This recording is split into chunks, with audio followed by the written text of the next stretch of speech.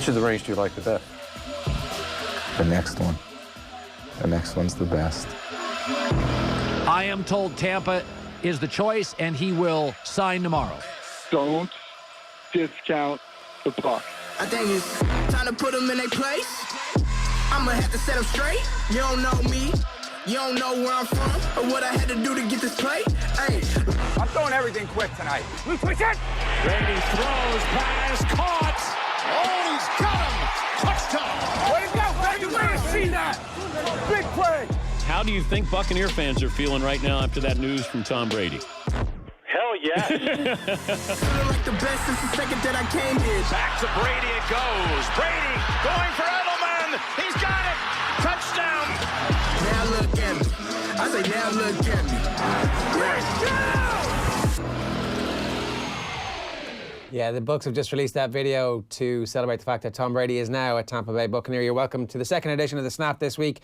It's been a maelstrom of free agency madness, topped off obviously by the news that the greatest quarterback in the history of the game has left the New England Patriots and has signed for the Tampa Bay Buccaneers. We talked about this a bit on Wednesday, but we've had a chance now, Cian Fahey, to allow it to seep in.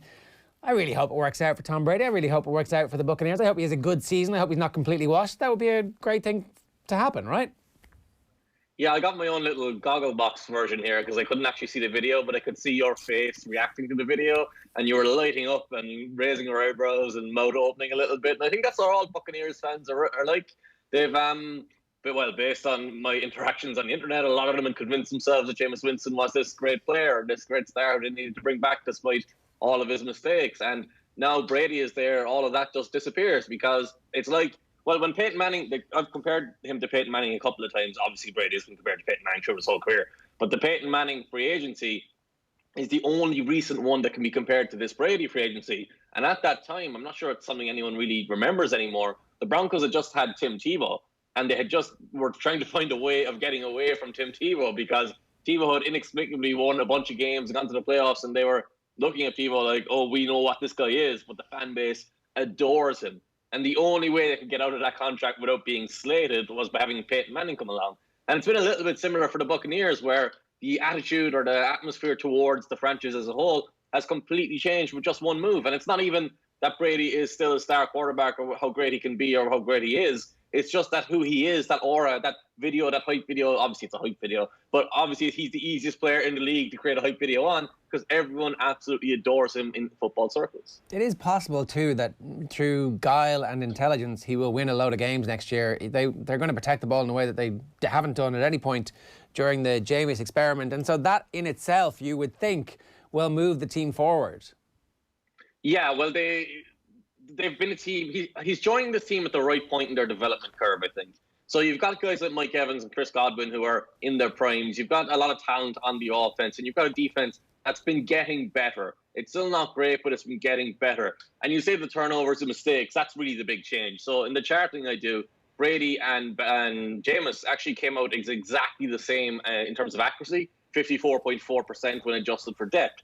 So Jameis was great in intermediate, Brady was terrible in intermediate. They were similar in deep throws, but Brady was so much better on shorter throws. So that combined with his actual decision-making and his ability to avoid crazy interceptions, his ability to get into better run looks against different fronts that the fronts the defense gives you, like all the stuff Tony Romo does from the boot, Brady's going to do on the actual field and to maximize the offense around him. So from that point of view, yeah, there's a lot of a difference between him and Jameis. And the Bucs were on the precipice of the playoffs last year. They weren't a bad team. They weren't a particularly great team. But one of their biggest issues was Jameis making mistakes at crucial times. And if you just take those mistakes away, obviously lots of things change from year to year, so you can't just do that.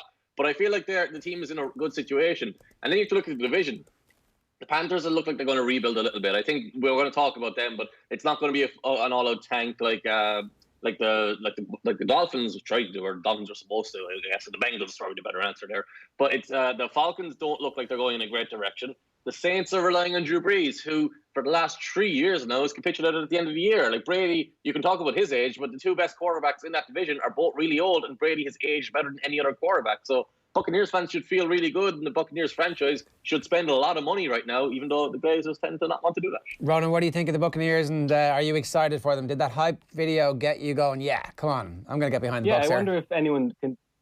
if anyone can dig out Michael Jordan's Washington Wizards video from the early 2000s, I'm sure it was something similar, and that didn't go all that well. But I wonder how Man United fans are feeling that the Glazers are spending their sweet Romelu Lukaku money on Tom Brady. Well, I'd say the Man United fans are feeling a bit happy about how everything was going. This is the sign that they're maybe going to try and wrestle back for the final few weeks of his career. Somebody like Cristiano Ronaldo, you know, the Man United fans are seeing all the wins in this one. I do want to ask about what's going to happen at quarterback for... We're going to do winners and losers here, by the way. If anybody wants to get involved in that conversation, you can tweet us here on Snap for your winners and losers of this week of madness of free agency, which I think we've all been happy for the distraction of the fact that every 2 minutes somebody else is signing a whopper new deal or getting fired, as Todd Gurley put it. Was it hashtag coronavirus and chill? Was that it? It was quarantine and chill was his hashtag. Got fired on my day off, damn, hashtag quarantine and chill. We'll talk about Todd Gurley in a minute because he's gone to the Falcons this morning. But who's going to start at quarterback for the Patriots? What is that scenario? What is that situation here, Cian? Good question. Who knows? Like Jarrett Stidham is the next in line. Basically, he's just a guy on the roster. He played one game last year, I believe. He came in against the Jets when it was a blowout, threw an interception immediately and was taken straight back out in a game that was already secured. So that shows you how much faith they had in him. Brian Hoyer is there on the roster. Like, no one is buying that at this stage. Brian Hoyer has been around the league. Kyle Shanahan had him before he went to Jimmy Garoppolo. Actually, there was a quarterback in between there as well, CJ Beathard. So he's been bounced around. He's been gotten rid of. Everyone knows he's going to fail. And as good as Belichick is, that's not an option for him. There's not like a specific skill set there he can build around and make an offense function around there. The free agents options, well, like Jameis is the only one there, I think, as a free agent at the moment.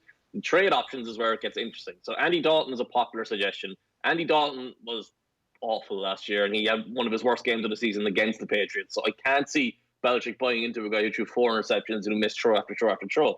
The most interesting one, the best one left is Jacoby Brissett, because the Colts have entertained trade offers for Brissett for the length of his career when he's behind Andrew Luck and then when he became a starter. But they've always wanted a high price. They actually traded for him from the Patriots. Now, with Phillip Rivers coming in, there's a reason to get rid of Brissett. So suddenly his value is probably going to drop, and a lot of other teams have signed their quarterbacks. So there's not going to be a big market for him. The Colts can keep him, but it doesn't really make sense to keep Brissett because he's not going to be happy as a backup at this stage either.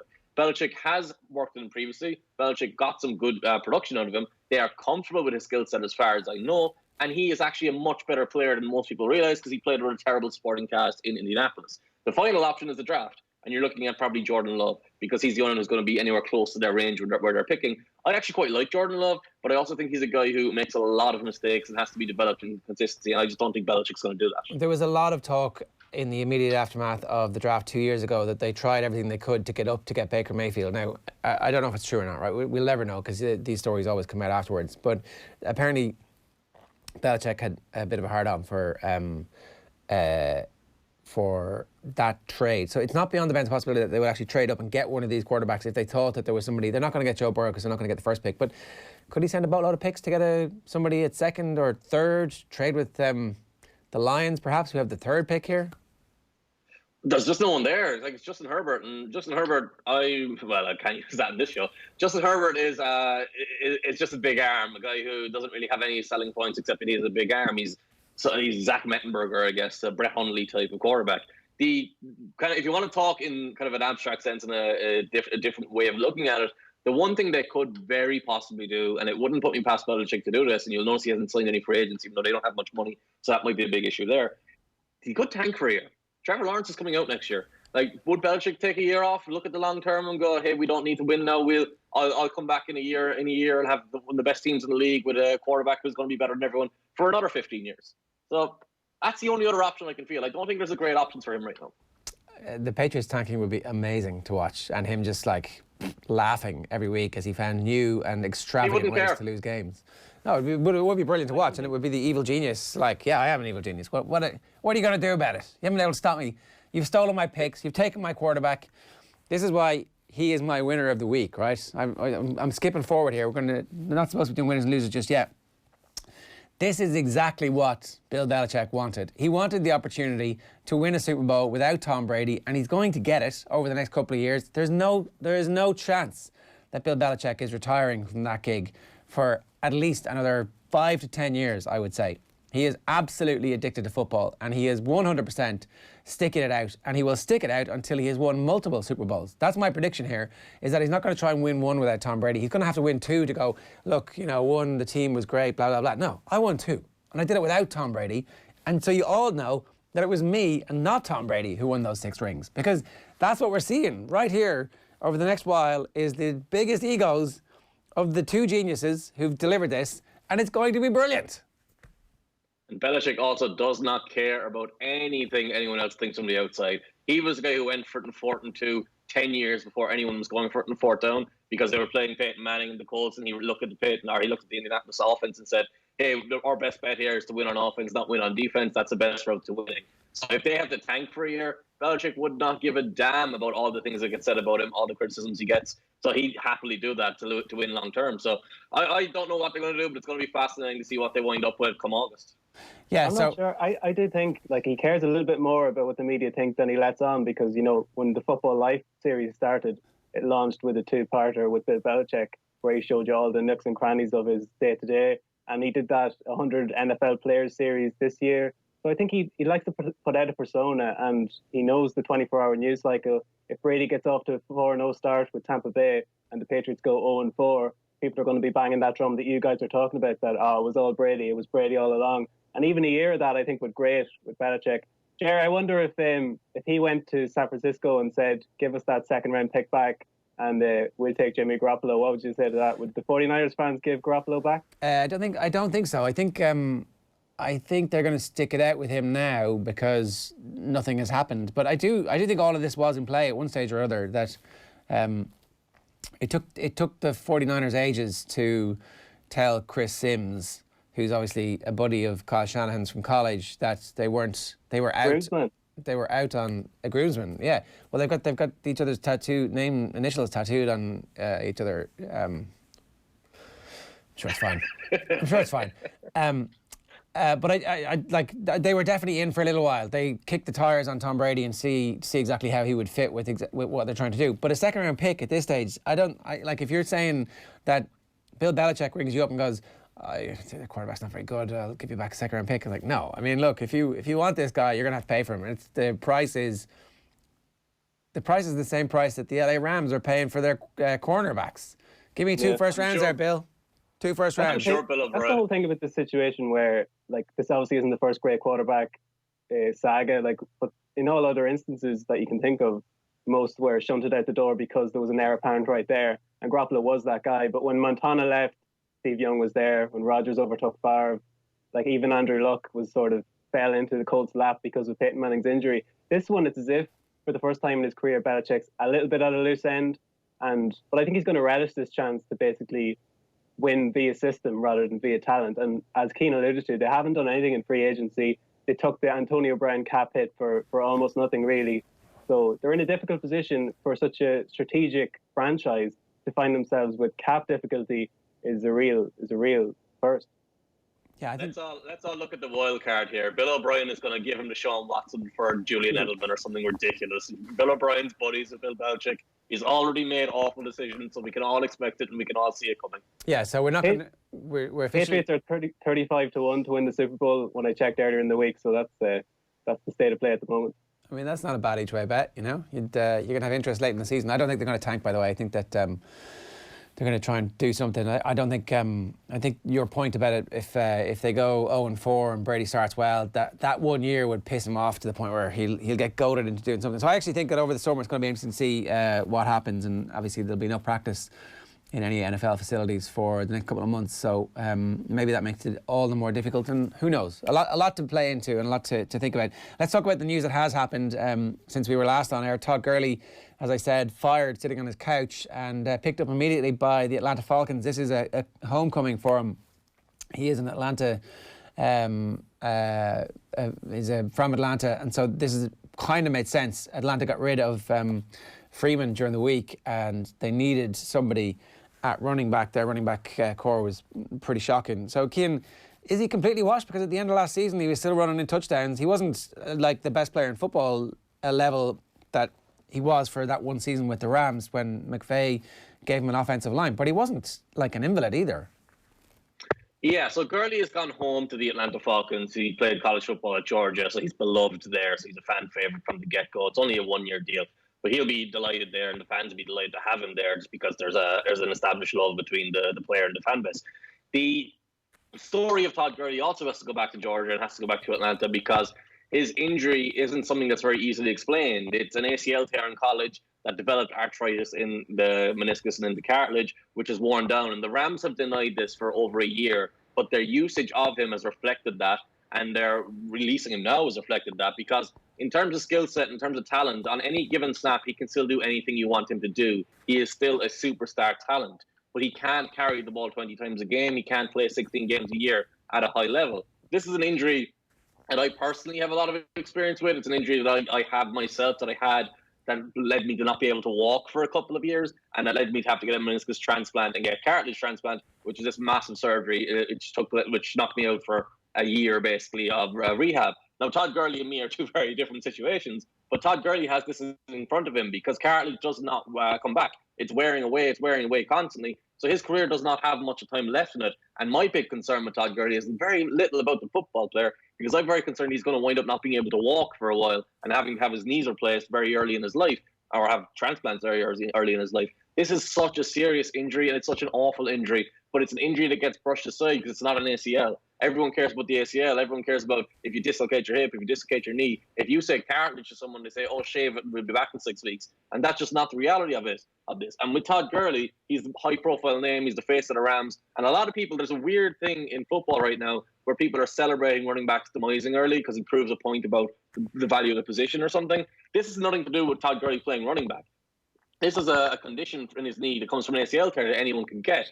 But the wider landscape of the NFL now, we have a tendency to brush aside cartilage problems, meniscus problems, and say, oh, that's fine, be back in a month. And we need to have a different look at these. They don't take 9 months, so it doesn't knock you out for a full season. But over the length of your career, it's in the same way getting hit in the head over the length of your career is a bigger issue long term.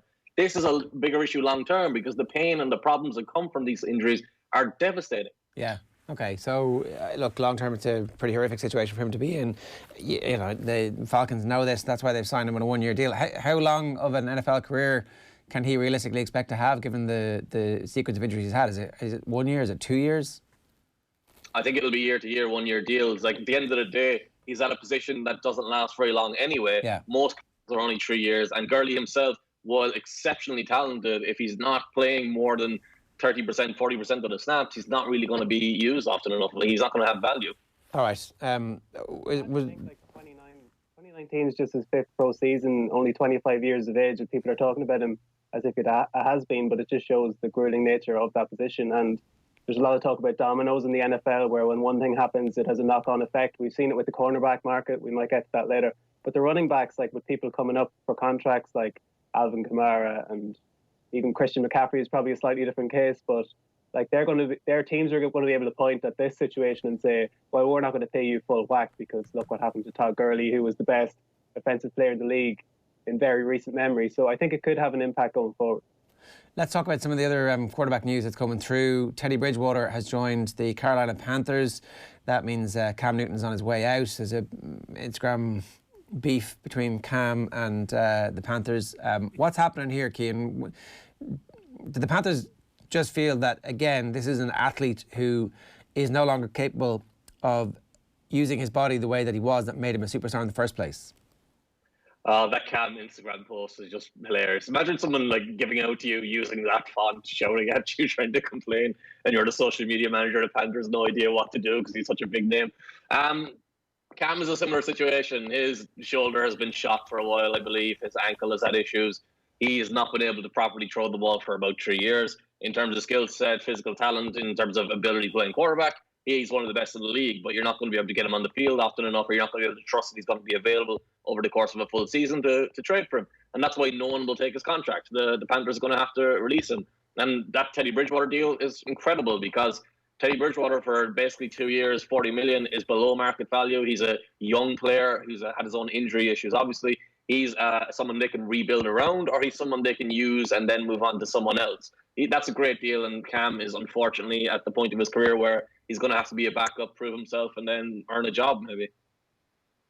like, it's a good chance he will earn a job, though. If I mean, it depends on the shoulder, right? But if the shoulder comes back, surely there's a possibility that it does come back and that he's got another 3 or 4 years of still being Cam Newton.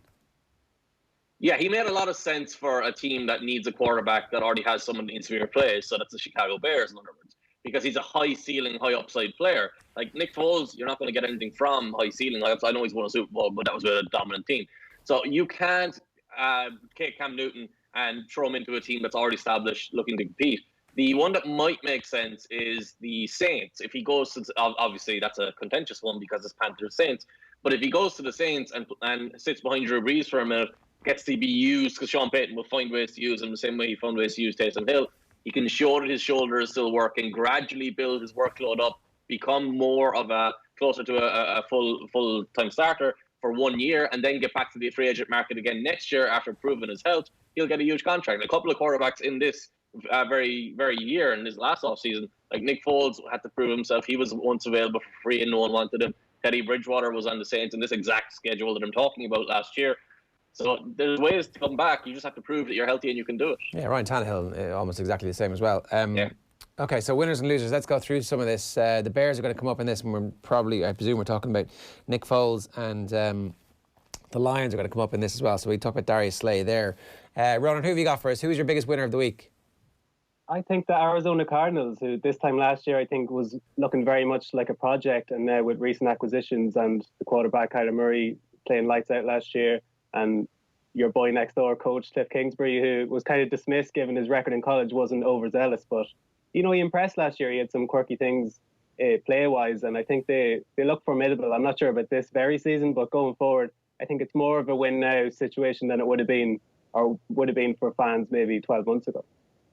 Yeah, I can't see anybody disagreeing with this. I think they've had a really good like when you get DeAndre Hopkins for so cheap, then it's always a great off-season. And they played brilliantly in the 2 games against the 49ers last year. Like, should have won both those games. And really, you can see them putting it up to them and to the Seahawks and having one over on the LA Rams. So they've gone from being one of the worst teams in football to being a really good competitive team who are going to win between 7 and 11 games next season. It's a pretty exciting team, Cian. Yeah, they've got that foundation on offense with DeAndre Hopkins added on, and actually getting rid of David Johnson's contract is a big benefit for them because he was being overpaid. But they've got that foundation on offense which allows them to concentrate their efforts in the draft in specific areas. So they can look for offensive linemen. They can look for impact defensive players to sprinkle in onto the base that they've got. Defensively, they've made a couple of nice moves as well. Jordan Phillips coming in at defensive tackle. You put him next to, is it Chris Gunter or Gunter, whichever his first name is, Gunter there. They've got a lot of talent on the defensive side. It's a little bit overlooked. It's not being celebrated. It's not superstar players, but it's a foundation. So if you add high draft picks to it, you suddenly take a big step forward. I really like what they've done, and I kind of Ronan stole my first one there because I would have gone with Arizona as well. I have a second one I'm going to steal off of Ronan because I'm going to go to Baltimore, because they have done a similar thing this year, taking that trade with Calais Campbell, phenomenal work. But adding Michael Brockers and addressing that defensive front is doing the same thing for them that Arizona have done, where you've got your foundation in place, you've got everything set up, and now you can kind of pick and choose the specifics to address in the draft and maximize your talent and maximize the impact. So that's an NFC team and an AFC team, and 2 teams going very far in the right direction, neither of whom have signed a big-name player. Well, I guess they've traded for one, but neither of whom have invested huge equity in free agency, at least. So the big deals this year haven't really been ones to celebrate. Yeah, I wonder how much the Ravens were spooked by Derrick Henry in that playoff game, because they've just beefed up that line just because they know they're going to come up against Derrick Henry at some stage in this season. So I think it might just be down to that very game, because obviously they were flying throughout the regular season and didn't come up against much opposition. It was just that very specific offense they weren't quite able to thwart, and I think that's very much what they're looking at with those moves. So you're happy enough as a Ravens fan? Yeah, I think, as Cian said, it's small tweaks. Like, this is it's such a huge system. I know the coordinators have been paid as well, so this is it for the long haul. We're very much bought into the Lamar Jackson way, so I think it is all about tweaks.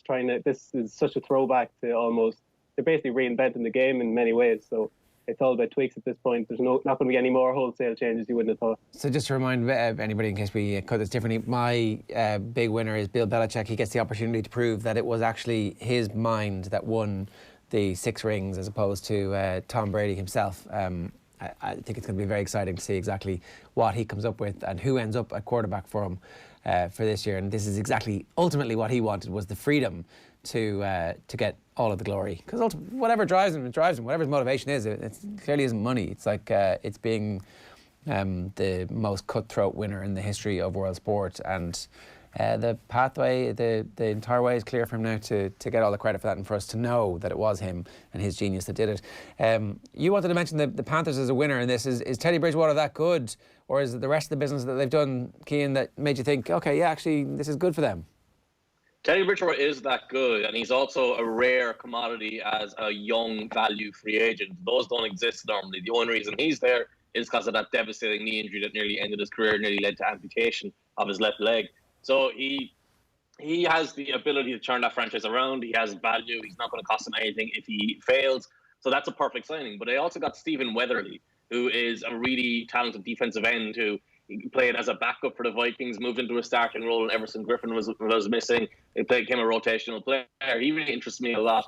But they have traded away Trey Turner. They've lost Luke Kuechly. They're going to lose Cam. So they're really embracing the rebuild. So I'm kind of praising a team without praising them for acquiring high-name players or making big moves. But I think they're doing this rebuild in the right way, whereas I would point to the Cleveland Browns, who continue to make bad decisions, and the Miami Dolphins as teams who tried to rebuild and got distracted and got too attracted to the safety and security of getting close to an 8-8 team, getting close to 9-7, 7-9, whatever middle tier. What you want to do as a team rebuilding is get all the way down so you can go all the way back up, and that looks like what the Panthers are getting close to doing. Yeah, 49ers obviously did that, and it's a long, hard slog to be a fan of that team. And let me tell you, if you like what you're seeing here and hearing right now in the Snap, be part of our OTB American Football Hub, where you'll get updates on all things gridiron, including the Snap podcast, latest news and reports from the Irish American Football League. When it restarts, you can head over to offtheball.com/gridiron. American Football and Off the Ball is brought to you by the Erlingus College Classic between Notre Dame and Navy. Go to collegefootballireland.com to sign up for the very latest dates and very latest news. The biggest losers of the week. Chicago have signed a backup QB in Nick Foles, which essentially means they're going to have a backup replacement quality QB playing for them for at least the next 12 months, because they don't have... If you've got 2 QBs, you've got none, was the old adage, and they've got 2 QBs and they've got none. Yeah, I don't think he's been signed to be a backup. I think he's taking Mitch Trubisky's job. I also don't think he should. I think it's an insane decision because Nick Foles... All right, so we have to come back to Nick Foles won the Super Bowl. And the argument from there is, oh, you can win with Nick Foles. If you build the right team, you will win with Nick Foles. Okay, so let's look at that Eagles team. Probably the best offensive line this decade has seen, even with Jason Peters getting injured during that Super Bowl run. Alapudi Vaitai stepped in, and he was effective enough that the rest of the offensive line could carry him and was dominant. That was so easy to play quarterback there because no one got any pressure on him. He always had loads of space and time as much as he wanted. Alshon Jeffrey, great that year. Zach Ertz, great that year. The other offense as a whole was great. The defense was really good too, even though the Super Bowl was kind of a game that went against all expectations because no one played any defense except for Brandon Graham getting 1 sack at the end and ultimately decided the game.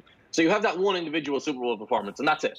Everything else, even that playoff run, he did not play well in that playoff run where he was. He threw the Falcons game away, threw the ball straight to a safety who punched it to a receiver who actually caught it and ran downfield for an extra 20 yards. That's the kind of luck you were dealing with. So you're putting everything in on the idea that you can build a team like the Eagles. The Bears will say, hey, a year ago or 2 years ago, we had a defense capable of beating anyone, being the best in the league. That defense has lost a couple of pieces. They just paid for Robert Quinn. Robert Quinn's a good defensive end. If they make him stand up, he's not as effective. They also massively overpaid him, and they let Leonard Floyd go to bring him in. They haven't necessarily made a huge jump there. Robert Quinn is an aging pass rusher, a good player still, but not a great player who's going to make a massive impact. Then offensively, you've got an offensive line that is nowhere near the quality of the Eagles group, and you've got a receiving core that probably isn't as good as that Eagles group either. So you're going through all of this team and you're saying, can we drop Foles in here and compete and be a playoff team or be a Super Bowl team? No, you can't. Foles beat the Bears and beat Trubisky and Matt Nagy 2 years ago, and he was last with the Eagles. And the Jaguars fell into this trap that the Rams previously fell into and that the Eagles wound up back with him as a backup. It actually worked out. But all the teams that have signed him as a starter and bought into this idea that they can build a team around him have all failed. because they're not evaluating the actual quarterback. They're evaluating the team as a whole, and they're misrepresenting that. So this is a disaster waiting to happen, and the Bears as a whole are just a disaster as a franchise at the moment. All right, fair enough. Have you got any losers for us, Ronan? Just off the back of what you were saying about Cam Newton and his injury and not being able to get a chance, I think there's obviously more, or wholly more, consequential upshots of the coronavirus. But one thing is that players won't be able to go to individual teams to try out and show their health reports. And Tua Tagovailoa is right up there in that regard, where we talked about the health reports coming through and they were positive, and he's where he needs to be coming up to draft time. But the caveat we had put in place was that teams are going to want to test this guy, put him through the motions and see where he's at, and they won't be able to do that.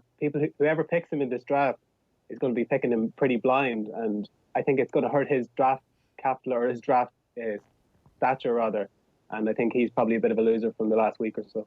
All right, we have Miami down here as well. What did you want to talk about Miami?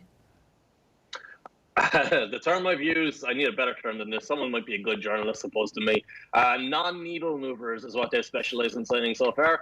Shaq Lawson as a defensive end is just a guy, and they've kind of mirrored those. Eric Flowers getting $10 million to play any position is insanity. He was an effective and okay guard for Washington last year. He failed dramatically as a tackle.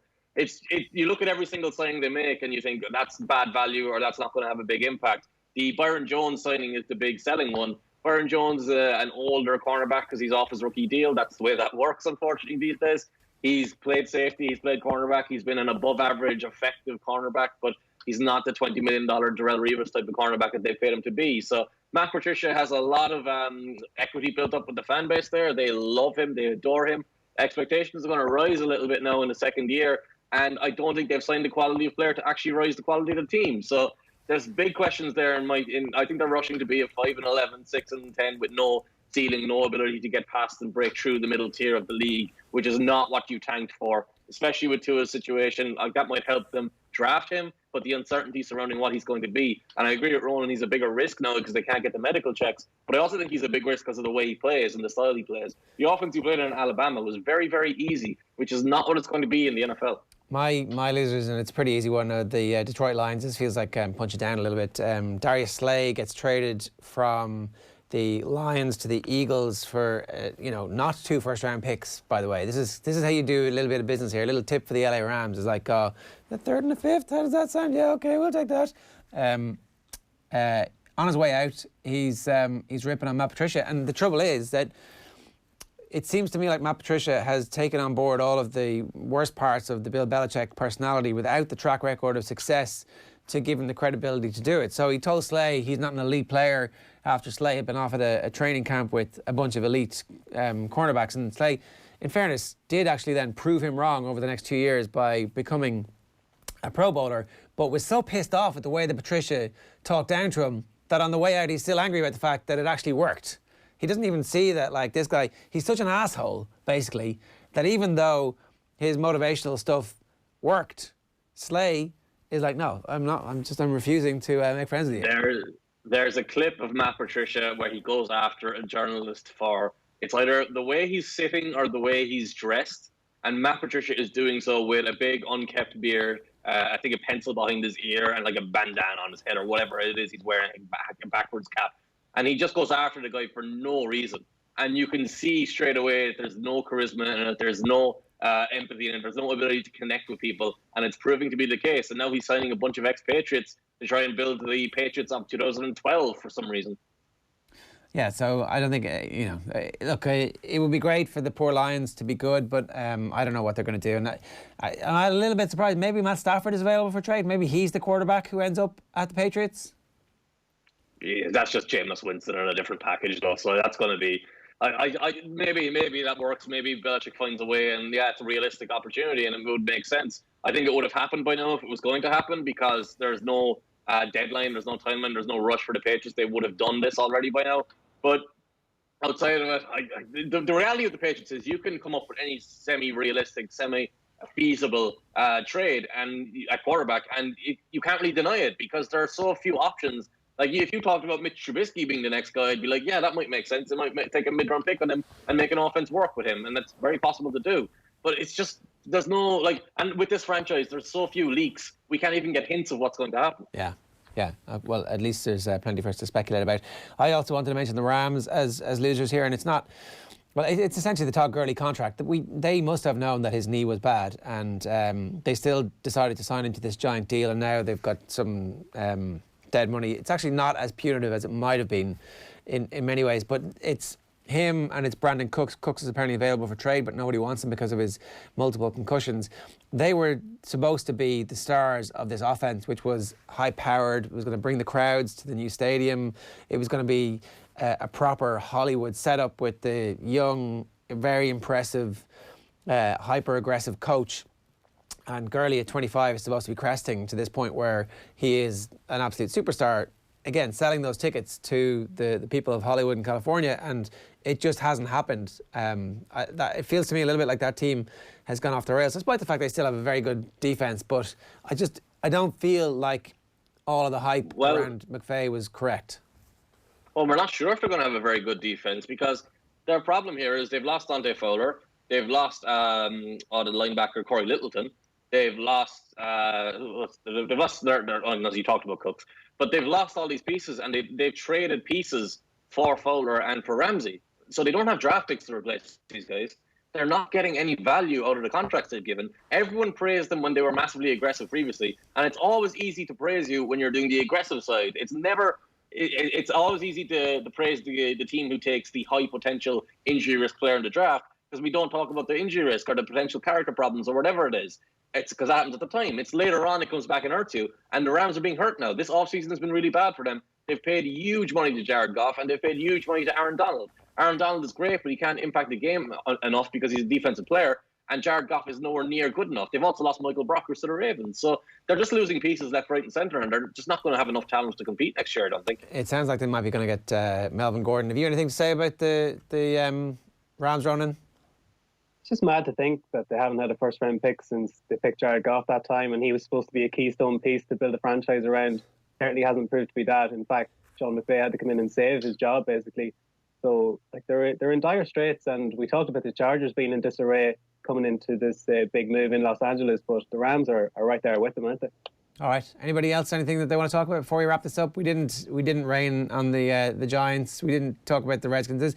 It turns out loads of teams were winners and losers, and we didn't even talk about the Super Bowl teams either. But we've got plenty. We've got a long, hot summer ahead of us with not very much to talk about. So all we've got is NFL transactions now, so we've got to focus on them. Yeah. Right, folks, I hope everybody's had a little bit of distraction from what's going on in the real world on the Snap this week. A reminder that you can be part of our OTB American Football Hub, where you'll get updates on all things gridiron, including the Snap podcast and the latest news and reports from the Irish American Football League. Head over to offtheball.com/gridiron for that one. And it's a great little thing, just for free. It nestles in your inbox, and you can click it and find out what's going on in the world of gridiron. We'll see you next week for more from the Snap. My thanks to Cian and to Ronan for being part of the show this week. Go easy.